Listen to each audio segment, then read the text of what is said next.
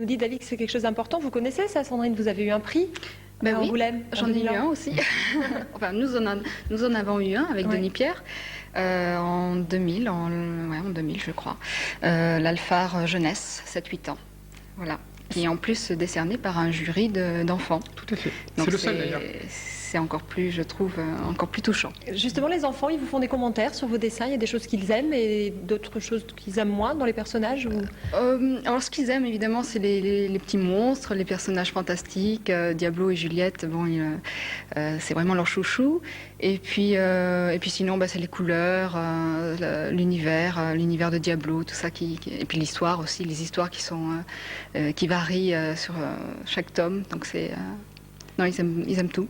Vous avez dit que vous n'étiez pas forcément une grande lectrice de bande dessinée. Oui.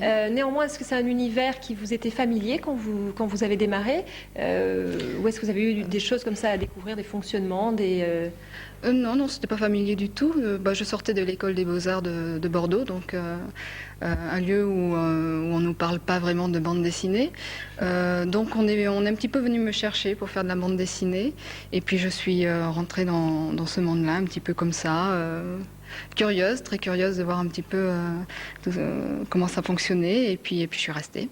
On va pas faire de féminisme primaire, mais est-ce que c'est facile quand on est une femme de s'imposer dans le milieu de la bande dessinée? Ah, je l'attendais cette question. je l'attendais. Est-ce que c'est non, c'est pas tant que ça. Ni facile ni difficile, je dirais, parce qu'on quand on est dans ce milieu, on ne vous regarde pas en tant que femme, on vous regarde en tant qu'auteur.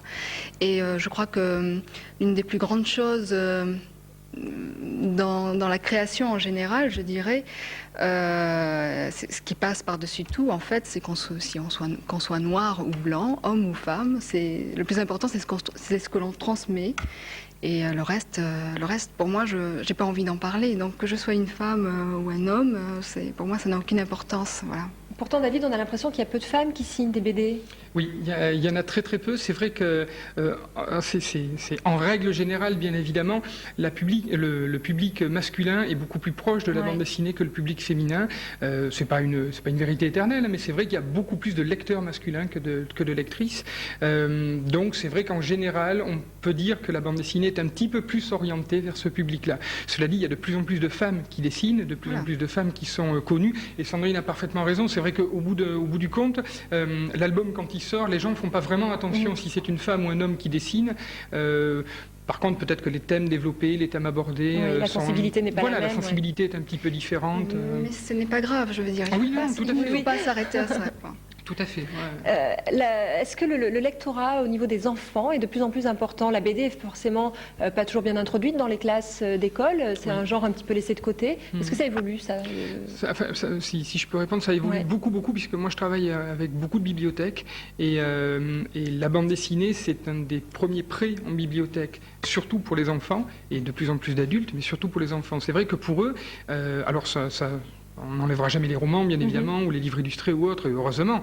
Mais la bande dessinée, ça permet aussi à beaucoup d'enfants qui ont une approche assez compliquée de la lecture, de pouvoir, dans un premier temps, délayer tout ça, de voir que une BD, ça se lit comme un roman. Il faut apprendre à lire une BD avec le texte, avec les images et autres. Et il y a de plus en plus d'enfants qui s'y mettent. En école, peut-être un peu moins, mais en bibliothèque, il y a un très très gros travail qui est fait. Sandrine a souvent fait des interventions en bibliothèque, c'est quelque chose d'assez fréquent. Sandrine, vous avez aussi à votre actif en matière d'actualité un ouvrage qui s'intitule Intérieur Jazz, quelque chose de peut-être un petit peu plus personnel. Alors là, c'est pareil, c'est un peu comme Monsieur Rouge, il n'y a pas de texte. Non, il n'y a pas de texte. C'était un coup de cœur, une passion. Ça parle de jazz et de piano. Est-ce que c'est quelque chose qui vous est Oui, familier? alors bon, évidemment, j'aime beaucoup le piano, j'aime beaucoup le jazz, et voilà. Et donc, j'avais pas envie de parler d'une musicienne de jazz qui n'existe pas, qui est un petit peu qui ressemble un petit peu à toutes les musiciennes de jazz, je dirais. Enfin bon, j'englobe tout le monde. Et donc il n'y a pas de texte parce que j'ai voulu laisser les cases silencieuses. J'ai voulu un petit peu le lecteur entendre sa propre musique en regardant les illustrations, enfin, les dessins dans ce livre. Donc c'est volontaire, je n'ai pas voulu mettre de paroles, ni de son, ni de quoi que ce soit. Enfin, le son, c'est à vous de l'entendre. De l'entendre. Toujours dans votre actualité, cette fois-ci, ce sont des ouvrages collectifs, toujours liés à la chanson, finalement, Bourvil et Édith Piaf.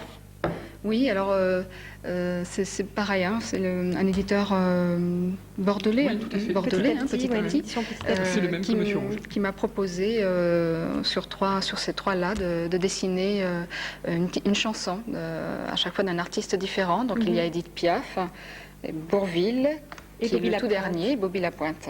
Voilà, on voit justement quelques donc images. C'est pour moi une façon aussi d'aborder d'une autre façon la bande dessinée et de rechercher encore de nouvelles pistes.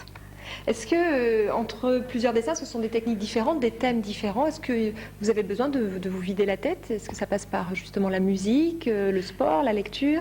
Voilà, ça passe par la musique, le sport, la lecture.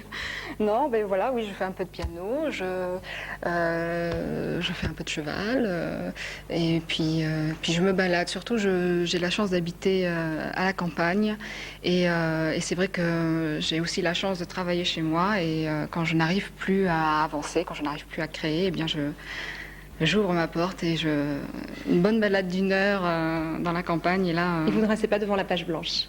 Non, pas trop longtemps.